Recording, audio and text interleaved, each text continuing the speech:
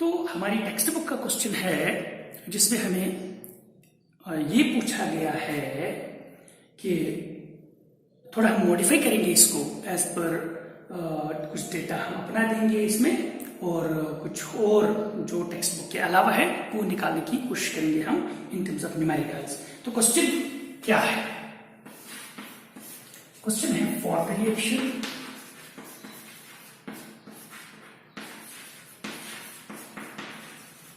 है हमारे पास अमोनिया जो है इसकी ऑक्सीडेशन होती है 4 times ammonia and 5 times oxygen. यह हमें देता है nitric oxide and water.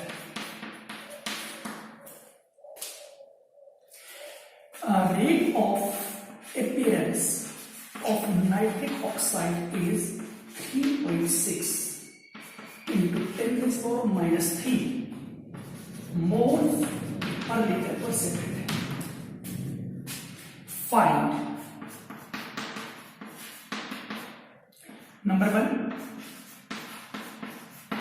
rate of reaction, हमें rate of reaction ढूंढना है। Number 2 rate of disappearance of ammonia.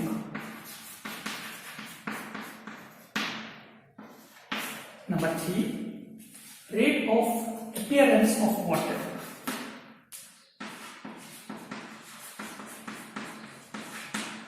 ये क्वेश्चन है, आप खुद करना चाहेंगे। वीडियो को पॉज करेंगे आप और फिर ट्राई करेंगे। Okay good. तो आप देख लीजिए जो आपके आंसर्स आए हैं क्या वो करेक्ट हैं। हम करने जा रहे हैं। सबसे पहले आपको पता है कि मैंने आपको ये बोला था ऐसा क्वेश्चन सॉल्व करने से पहले आपको rate of the reaction show करना है in terms of reactants and products. जैसे कि रेट ऑफ रिएक्शन हमारे यहाँ पे है रेट ऑफ रिएक्शन, हम इसको शो करेंगे इन टर्म्स ऑफ रिएक्टेंट्स। और इन टर्म्स ऑफ रिएक्टेंट्स में आपको याद है माइनस में होता है स्टिचोमेट्रिक coefficients 1/4 change in concentration of ammonia in H3 upon delta that will be equal to change in concentration of ये 5 है, ये 5 लिखना पड़ेगा, change in concentration of oxygen upon delta that is equal to। अब products reactants में minus लिखना है, products में प्लस तो ऑलरेडी है ही। स्टिचोमेट्रिक कोएफिशिएंट आपको याद है रेसिप्रोकल हो जाता है। क्यों हो जाता है? इससे पहले मैंने लोगों को आपको बता दिया है और 1/6 change in concentration of water ये आपने in terms of reactants and in terms of products rate of reaction जो है एक्सप्रेस किया है। और फिर मैं एक बार बता रहा हूं, जब भी आपको रेट ऑफ रिएक्शन निकालना होता है वो हम दिखाते हैं पर मोल ऑफ अमोनिया, पर मोल ऑफ ऑक्सीजन। तो दैट इज वाई कि ये इक्वल है हर जगह पे। लेकिन अगर हमें दिखाना है rate of appearance of rate of disappearance तो उसमें गिवन नंबर ऑफ मोल्स के हिसाब से वो करना पड़ता है।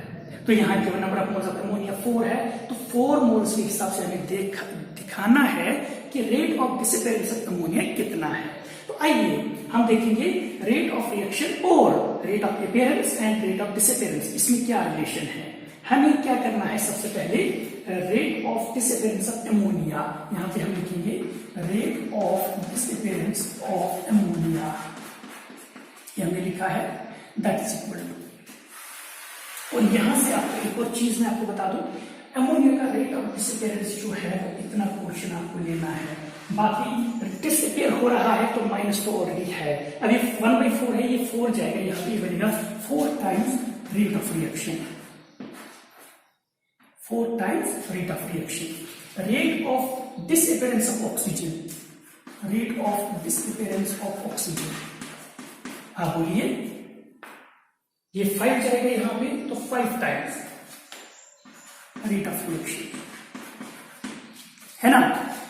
तो उसके बाद अगर in terms of nitric oxide देखना है तो 4 जो है ये जाएगा यहाँ पे। बाकी इतना पोर्शन जो है वो है rate of appearance of nitric oxide. Rate of appearance of nitric oxide जो है that is 4 times rate of reaction. Similarly in terms of water बताने की जरूरत नहीं है, आप ये समझ लिया होगा क्या आएगा। Rate of appearance of water इतना है, 6 से यहाँ पे कहा जाएगा, ये इक्वल है इसको, ये 6 यहाँ पे जाएगा तो 6 टाइम्स रेट ऑफ रिएक्शन, है ना। ये भी मैं चाहता हूं कि आपको ये समझ, आप इसको निकाल के रखेंगे, इजी हो जाएगा आपको ये ऐसे क्वेश्चन सॉल्व करना।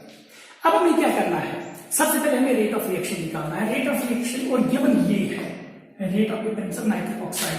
तो rate of appearance of nitric oxide और रेट ऑफ रिएक्शन में हमने यहाँ पे रिलेशन निकाला। तो रेट, पहला part rate of reaction that will be equal to rate of appearance of nitric oxide 3.6 into 10⁻³ upon, अब इसके लिए 4 पर डिवाइड हो जाएगा, 4 moles per litre per second, है ना। नंबर 2 पार्ट जो इसका है वो ये है rate of disappearance of ammonia. Rate of disappearance of ammonia and rate of reaction तो यहाँ पे रिलेशन है, rate of disappearance of ammonia that's equal to 4 times rate of reaction. Rate of reaction तो भी हमें यहाँ पे निकाला है 3.6 into 10⁻³ अपॉन 4 कैंसिल हो जाएगा, ये निकलेगा 3.6 into 10⁻³ moles per litre per second. मैंने मोलर लिखा, ये मोलर मीन्स मोल पर लीटर, ऑलरेडी हमने वो units of rate of reaction में मेंशन किया है। नंबर 3 हम मोलर भी लिख सकते हैं, मोल पर लीटर भी लिख सकते हैं।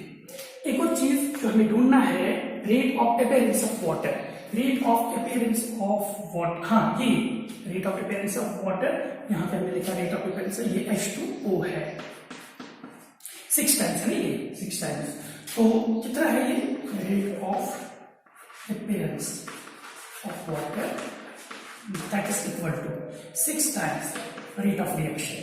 रेट ऑफ रिएक्शन ये है 3.6 into 10⁻³ अपॉन 4, ये 2 से ये 3 से कितना हो जाएगा, ये बनेगा 10.8 अपॉन 2, ये बनेगा 5.4 moles per litre per second, है ना।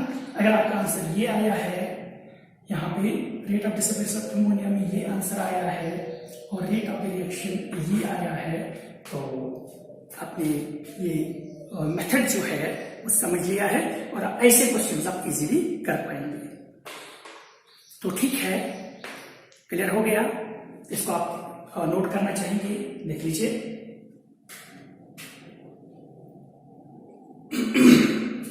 ओके, इसको रख कर रहा हूं। अब एक और न्यूमेरिकल हम करेंगे ग्राफ बेस्ड। हम देखते हैं कि हमें ग्राफ अगर गिवन है तो हम रेट ऑफ रिएक्शन या rate of disappearance, rate of appearance, इसको हम कैसे कैलकुलेट करेंगे, ऐसा वाला एक क्वेश्चन सॉल्व करेंगे आप। और इसके साथ ही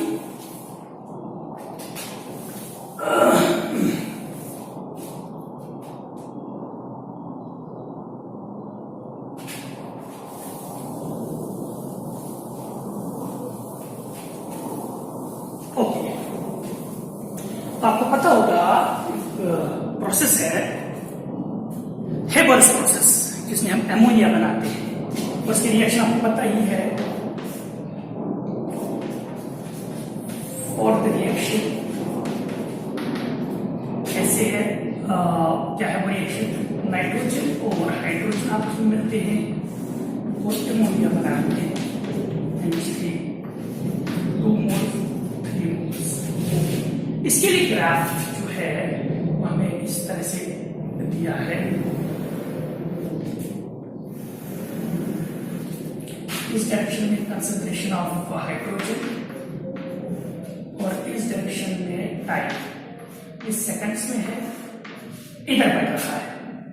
और ऊपर की तरफ कंसंट्रेशन जो है, ये जो ऐसे नहीं मोल पर लीटर कंसंट्रेशन होता है ना। और रेट जो है वो है change in concentration versus time. और आपको पता है कि rate of this reaction depends upon concentration of hydrogen. ये रिएक्टेंट है, इसलिए इसका ग्राफ जो है वो कर्व में आएगा, है ना। और वो कैसे आएगा, वो कर्व में हाईएस्ट कंसंट्रेशन हाइड्रोजन की मान लीजिए यहाँ पे है, तो ये इस तरह से ग्राफ आया है, डिक्रीज हो रहा है और यहाँ पे कांस्टेंट बन रहा है। अच्छा, ये दिया है कि यहाँ पे मान लीजिए 2 सेकंड हुए हैं और यहाँ पे 4 सेकंड हुए हैं।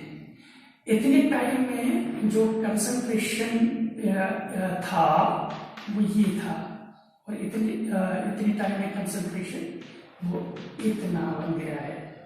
यहाँ पे कंसंट्रेशन जो है ये 1 है, यहाँ पे 2 है ना। तो इनिशियल टाइम में कंसंट्रेशन 2 मोल्स पर लीटर था।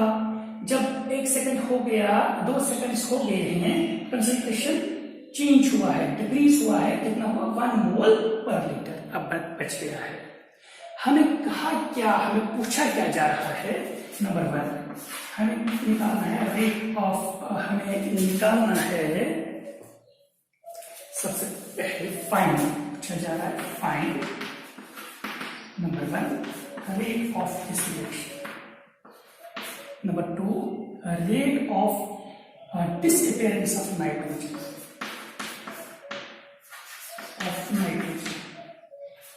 Number 3 rate of appearance of ammonia, है ना। ये सारा पूछा जा रहा है और कहीं पे कुछ गिवन नहीं है, सिर्फ ग्राफ हमारे पास है। और आपको पता है ग्राफ जो है वो इस पोर्शन का स्लोप है हमारे पास, ये पोर्शन का स्लोप है, और इस पोर्शन के स्लोप में हमें दिखाया गया है change in concentration of hydrogen और कितनी टाइम में वो भी गिवन है। तो सबसे पहले हम देखेंगे रेट एक्सप्रेस कैसे करेंगे हम इस क्वेश्चन को सॉल्व करने के लिए। मैं आपको बता रहा हूं, सबसे पहले आप लिख लीजिए रेट ऑफ दिस रिएक्शन।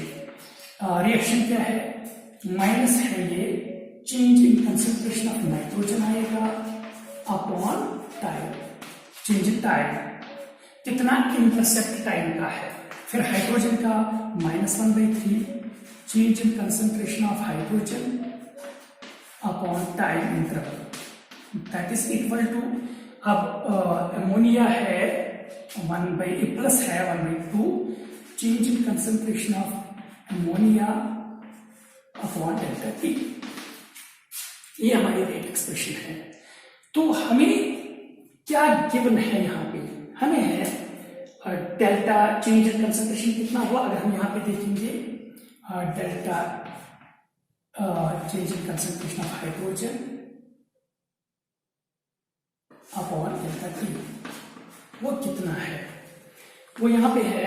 आपको पता है जब हम चेंज इन कंसंट्रेशन निकाल रहे हैं, हम फाइनल माइनस इनिशियल करते हैं।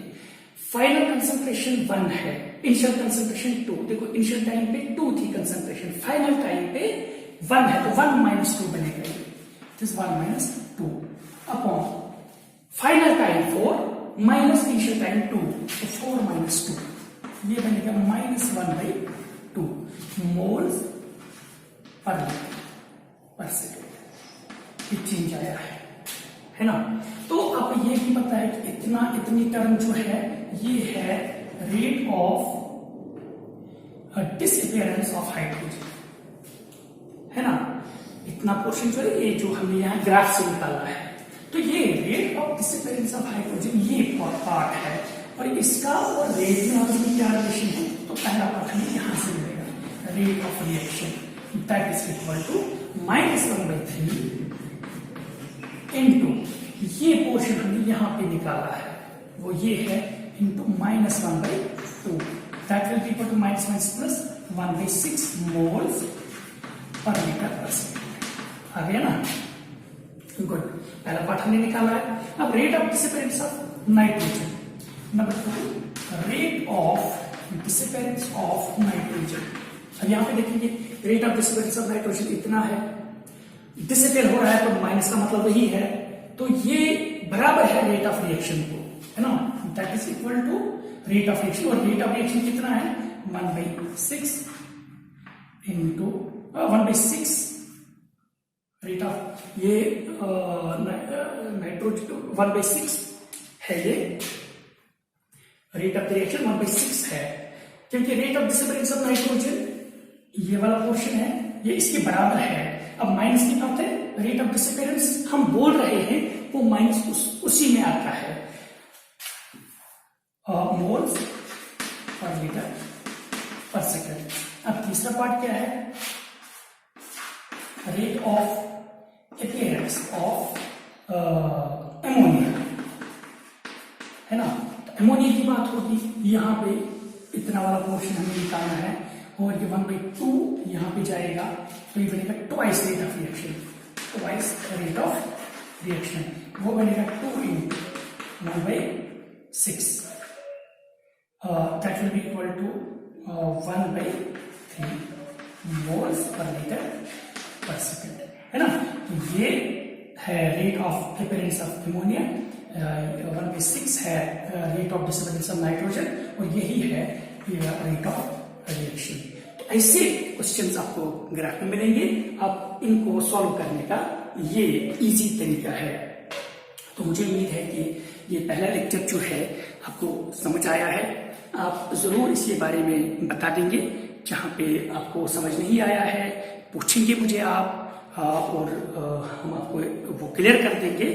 इकट्ठे हम स्टडी करेंगे इसको, और आगे हम नया टॉपिक आगे बढ़ेंगे, रेट ऑफ इंस्टेंटेनियस रिएक्शन।